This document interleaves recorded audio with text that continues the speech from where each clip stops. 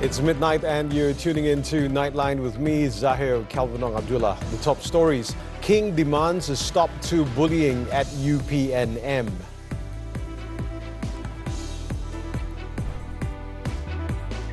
And banks must reimburse scam victims if found negligent.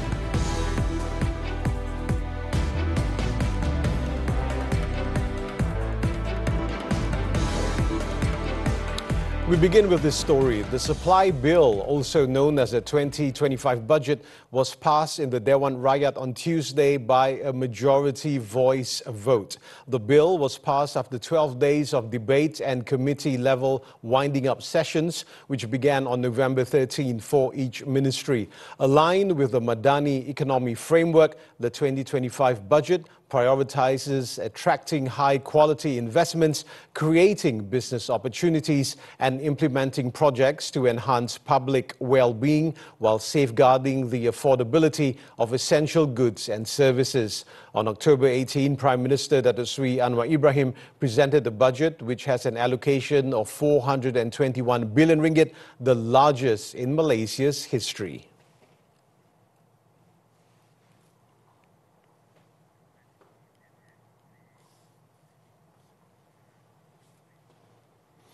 Our headlining story. Sultan Ibrahim on Tuesday has decreed that the culture of bullying at Universiti Pertahanan Nasional Malaysia, UPNM, must be stopped immediately.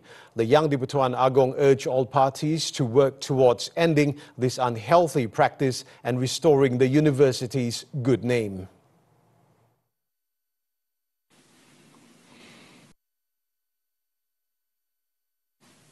Jika ianya terus berlaku, saya tidak mahu nama saya dikaitkan dengan universiti ini lagi. Panglima dan komandan juga mesti bertanggungjawab dan meletak jawatan kerana gagal menjalankan amanah. His Majesty noted that even more distressing is that despite previous bullying cases being brought to court, these incidents continue to occur yearly as though no serious action has been taken by any party. The monarch also emphasized that UPNM's philosophy is to establish itself as a leading institution in the region in the fields of defense, military and security. Sultan Ibrahim delivered this address during the proclamation ceremony of his appointment as UPNM Chancellor and its 14th convocation on Tuesday. Banks must reimburse scam victims if negligence by the institution is identified, leading to the occurrence of a scam. Prime Minister Datuk Sri Anwar Ibrahim told the Dewan Rakyat on Tuesday that this was governed under the provisions of the Criminal Procedure Code (CPC). Pasti kecuaian atau negligence bank akan bayar. Umpamanya setakat ini mengikut Seksyen 413 KTJ RM178,407 telah pun dipulangkan. Maknanya ada. Tetapi seperti mana yang dikaitkan dengan undang-undang di UK itu hanya jika dikenal pasti kecuaian pihak bank atau bank tidak memantau mengikut peraturannya, maka bank mesti bayar ganti rugi. Anwar, who is also Finance Minister, said there was a comprehensive review committee looking into laws regarding online financial crime as well as coordination with other ASEAN countries.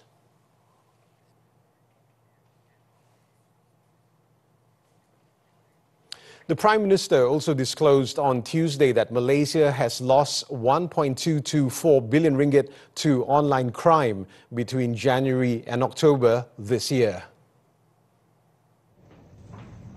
This included losses due to online scams, telecommunications fraud, e-finance crimes, love scams, e-commerce fraud, non-existent loans and non-existent investments. He added that among the actions taken to address the issue included arrests and seizures targeting syndicates that offer unlicensed money lending or along loan shark services which impose high interest rates. Walaupun isunya memang serius kerana mengikut ASEAN seluruh jenayah scam itu bernilai 64 bilion dolar Amerika. Di Malaysia, kerugian akibat jenayah dalam talian berjumlah 1.224 bilion ringgit daripada Januari hingga Oktober.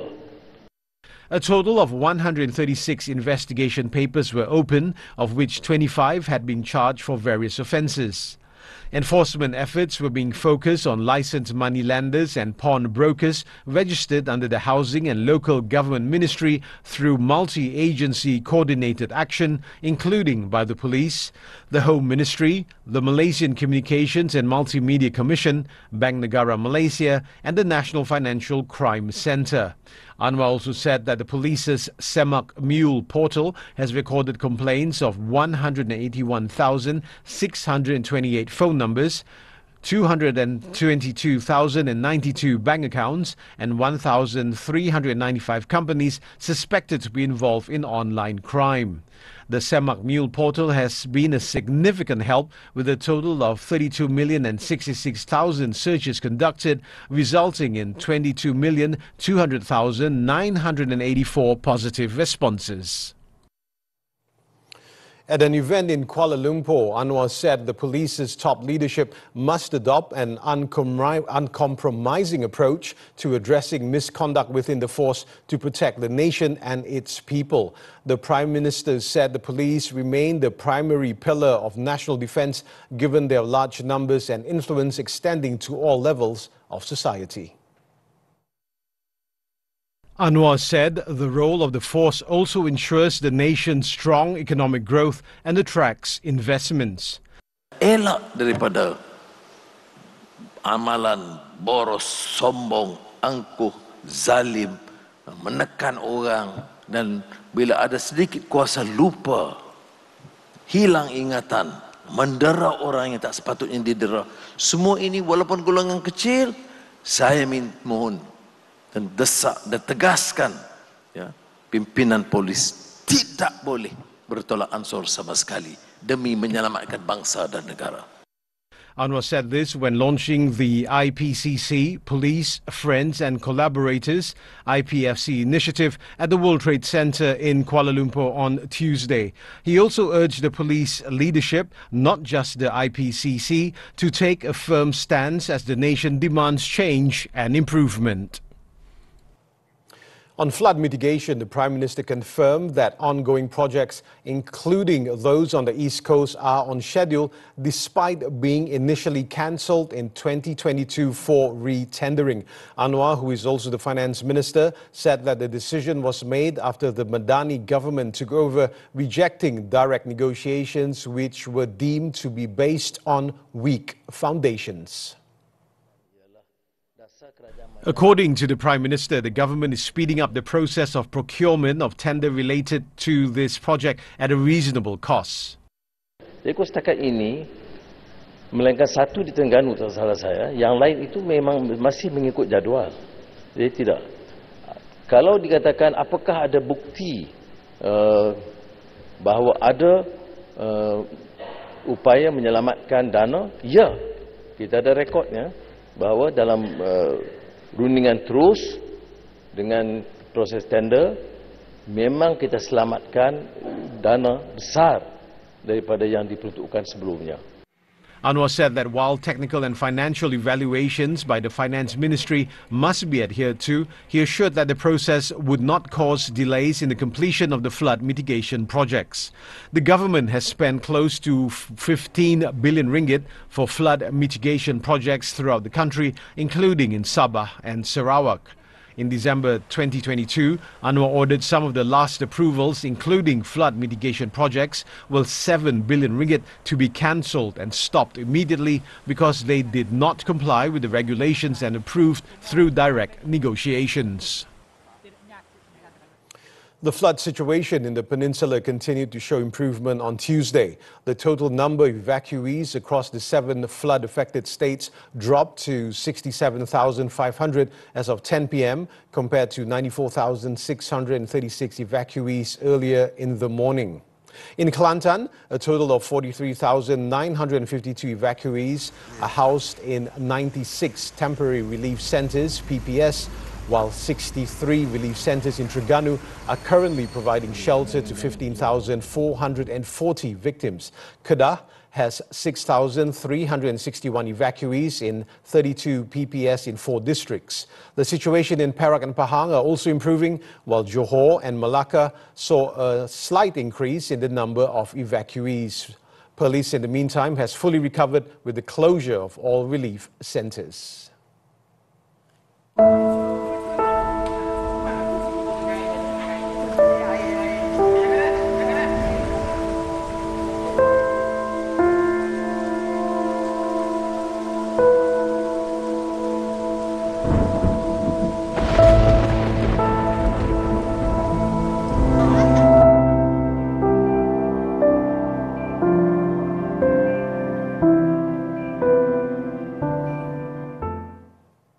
The Badminton Association of Malaysia, BAM, is under investigation by the Malaysian Anti-Corruption Commission, MACC.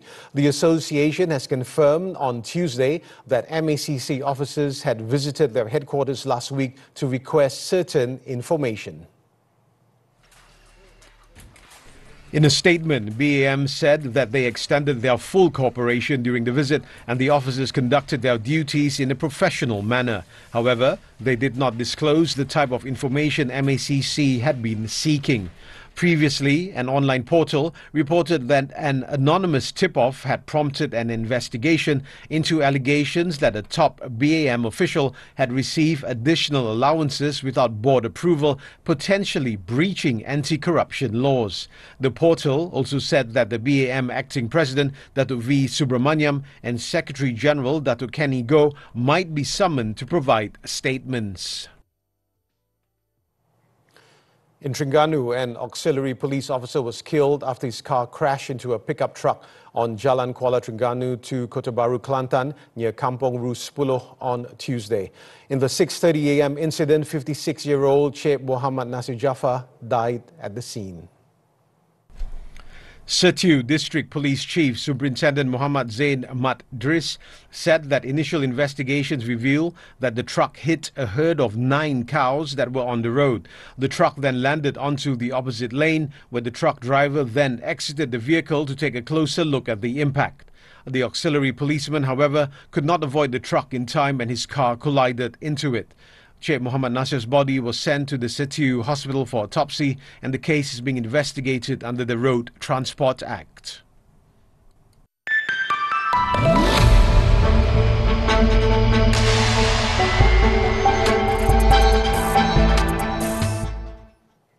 Local wood-based companies are urged to participate in the factory transformation program under the Malaysian Timber Council (MTC).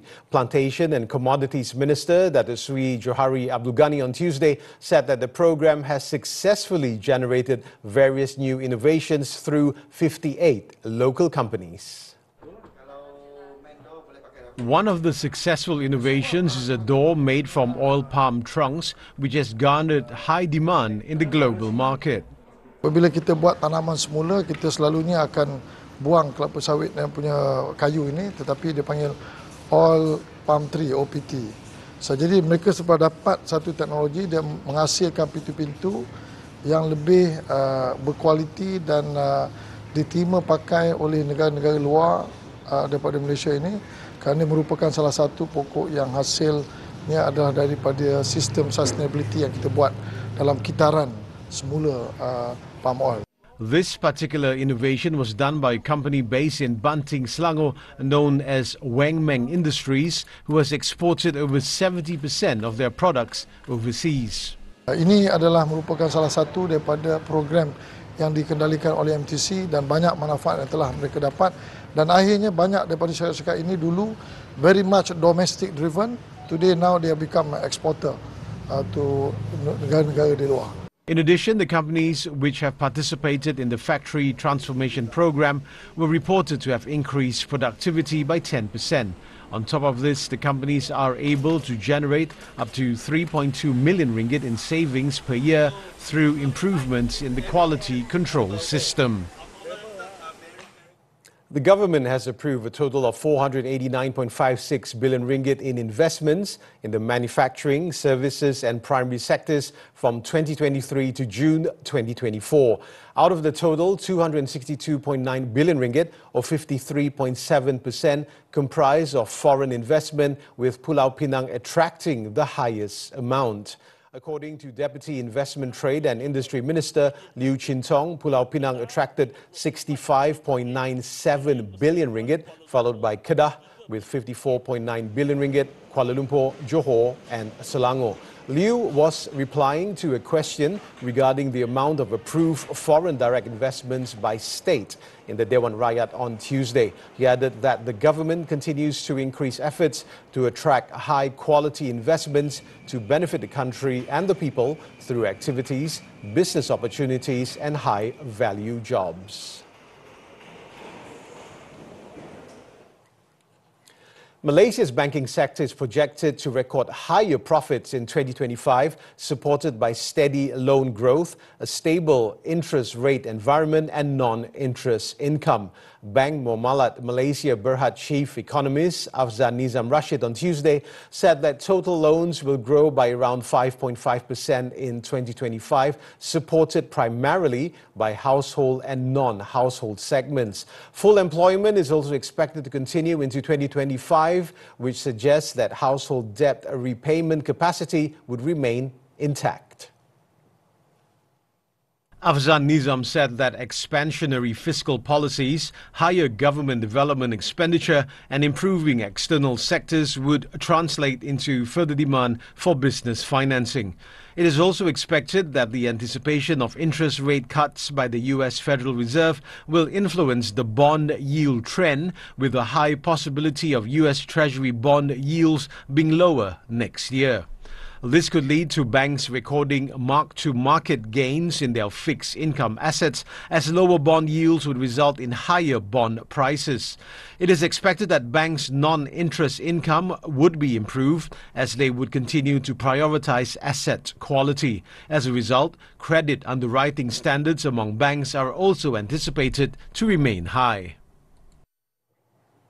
Thailand's Finance Ministry stated on Tuesday that there is room for an interest rate cut in Bangkok due to low inflation. Its Minister Pichai Chunhavajira said he wanted a further rate cut, but the decision would depend on the Bank of Thailand BOT's Monetary Policy Committee. Pichai stated that he wanted the Thai baht to stabilize at a weaker level to support the economy, which he said could grow 4% to 5% next year if policy was properly coordinated. The minister also expected growth this year would be between 2.6% and 2.8%. In October, the BOT unexpectedly cut the key interest rate by a quarter point to 2.25%. The next monetary policy review is scheduled for December 18th.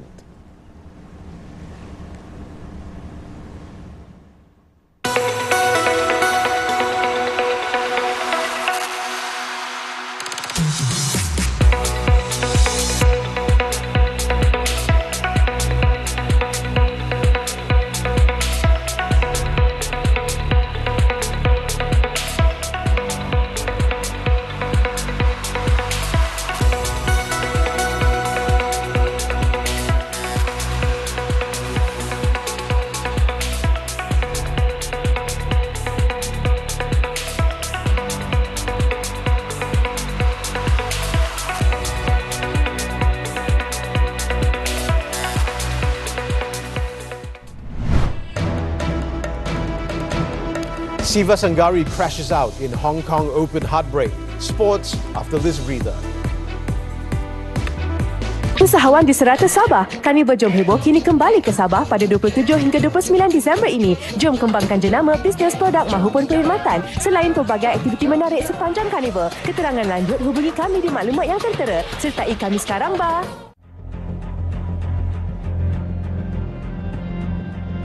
Kita kena pasti kejadian ini bukanlah lagi kes penderaan, sebaliknya adalah satu kes bunuh. Ibu mangsa dan juga Echa bergerak pergi ke kenderaan dalam keadaan mangsa kakinya terkulai seperti tidak sedarkan diri. Ada satu kes yang berkaitan dengan perebutan hak jagaan anak angkat. Bekas suami datanglah, cakap nak ambil anak. Dia terus bawa lari anak-anak lah. Wanita hari ini. Seronok tengok orang bahagia. Hai, kita semua layak untuk bahagia. Musim-musim hujan ni dapat makan sup sedap juga nak kan? Tak kalau saya belanja sup? Ada sup yabok, ada tom yum, ada rasam. FOMO dan juga YOLO adakah boleh menjerat kita? Ikuti perbincangannya nanti. Monsun dah bermula, banjir di mana-mana. Apa persiapan kita jika berlakunya banjir? Cakap sikit terasa tegur, sikit merajuk. Hai, susahnya lah kalau pasangan ni kuat sentak. Semuanya di WHI TV3. Dan stream ditonton. Wanita hari ini. Ada drama baru lah kat Facebook. Nak download lah tu. Ingat jangan download ataupun share laman web Cetak Rompak. Jangan. Kekal cakna, kekal sihat. Hello Doktor merungkai pelbagai persoalan kesihatan anda. Penyakit kronik, pemakanan, kesihatan mental, semuanya demi kesejahteraan anda. Setiap minggu bersama tenaga pakar kesihatan terbaik Malaysia, segalanya terjawab dalam Hello Doktor setiap Ahad 5.30 petang di TV3 dan stream juga melalui tonton. Sports now squash the 2024 Hong Kong Open. National women's singles player S. Sivasangari's run in the $207,500 tournament came to an end in the second round after losing to Nell Cole in a 5-set thriller on Tuesday. The world number 10 from Kedah started off well by winning the first two sets 11-6, 11-8. But she could not continue her momentum in the next three sets, losing 6-11, 5-11, 7-11 after a 71-minute battle. Cole's win over Sivasangari seemed like a triumphant act of revenge, having been defeated by the 25-year-old in the London Classic semi-finals last April.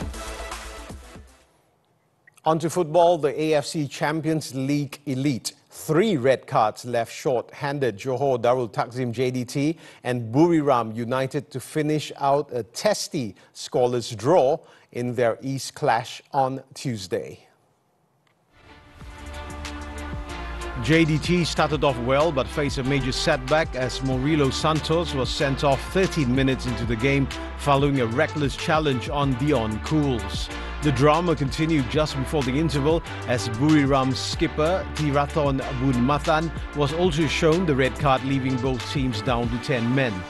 The Southern Tigers upped their tempo after the break, but all of their efforts were denied by Buriram's goalkeeper before losing Park Jun-hyong to a straight red card in the stoppage time for a harsh tackle. The scoreline remained until the final whistle as the Southeast Asian powerhouse clubs shared the points. In another match, Cristiano Ronaldo watched from the stands as already qualified Al Nassr suffered a 1-2 defeat at home against Qatar's Al Sadd in their West League stage clash on Monday. After a slow start, Al Sadd took the lead 8 minutes into the second half through Akram Afif when the reigning AFC Player of the Year raced from the halfway line before firing a well-driven shot past Al Nassr's goalkeeper. Stunned, the hosts fought back and drew level in the 80th minute when Al Sadd defender Romain Saiz inadvertently intercepted Wesley Gasova's cross into his own net. Just as the game seemed destined to end in a draw, substitute Adam Kunas converted a penalty in the 99th minute to secure a memorable 2-1 victory for Al Sadd. With the result, Al Nassr remained third in the group stage, while Al Sadd moved to fourth, also claiming a spot in the last 16.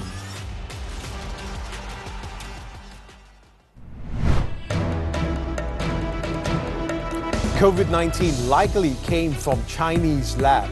The details when Nightline returns. Wanita hari ini.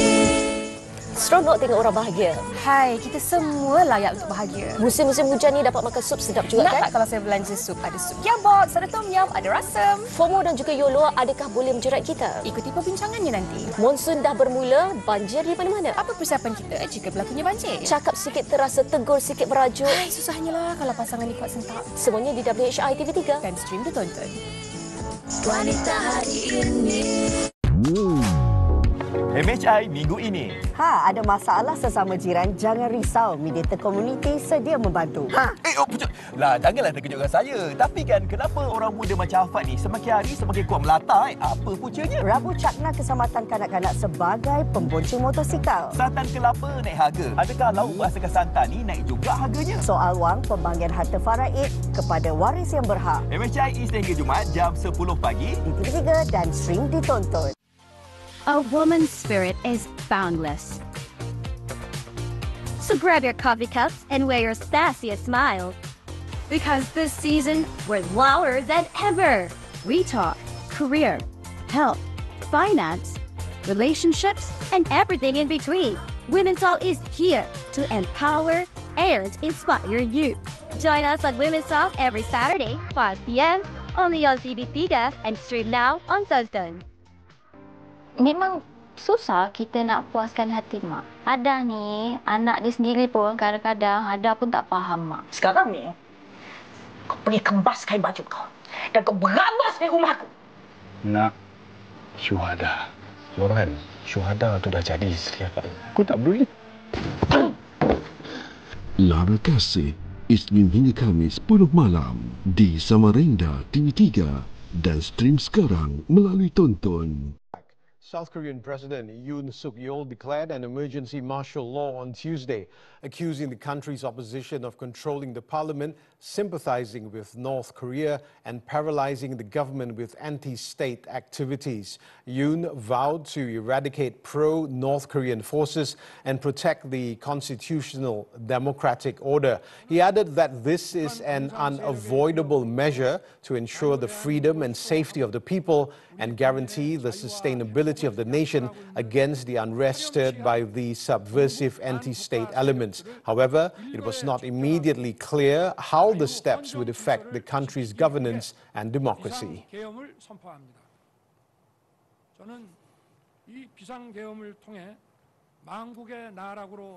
The death toll from Cyclone Fangal rose to 28 on Tuesday after 7 bodies were recovered from the debris of a mudslide in India. The bodies were buried under rocks after heavy rains triggered a mudslide in Tamil Nadu. Officials said a total of 12 people died in the state after more than 2,400 huts were destroyed. Meanwhile, several parts of the state also recorded heavy rains that caused flooding, with an additional 100,000 trained first responders carrying out aid and restoration work. Elsewhere, the cyclone also affected Sri Lanka, where 16 people were killed, with heavy rain displacing more than 130,000 families.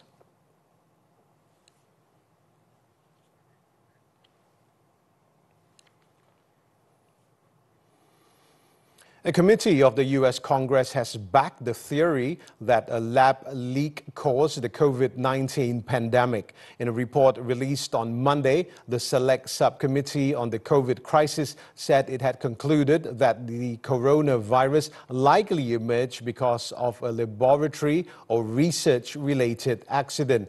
The 520-page report looked at the federal and state-level response to the pandemic, as well as its origins and vaccination efforts. Among the report's headline conclusions was that the U.S. National Institutes of Health funded contentious gain-of-function research, which enhances viruses to find ways to combat them, at the Wuhan Institute of Virology in China prior to the outbreak.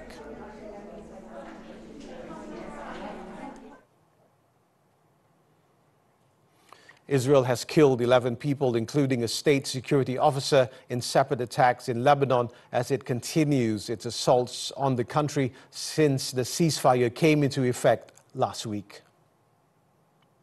The truce agreement was pushed to the brink on Monday as Zionist airstrikes killed 2 people, with Hezbollah launching an attack against a Zionist military position in retaliation. Israel then responded with a series of air raids that killed at least 9 people. According to Lebanese Speaker of Parliament Nabih Berri, Beirut recorded at least 54 ceasefire violations by Israel since Wednesday. The breaches of the truce include deadly air raids across Lebanon, shooting at civilians in the south, and flying drones and jets in Lebanese airspace.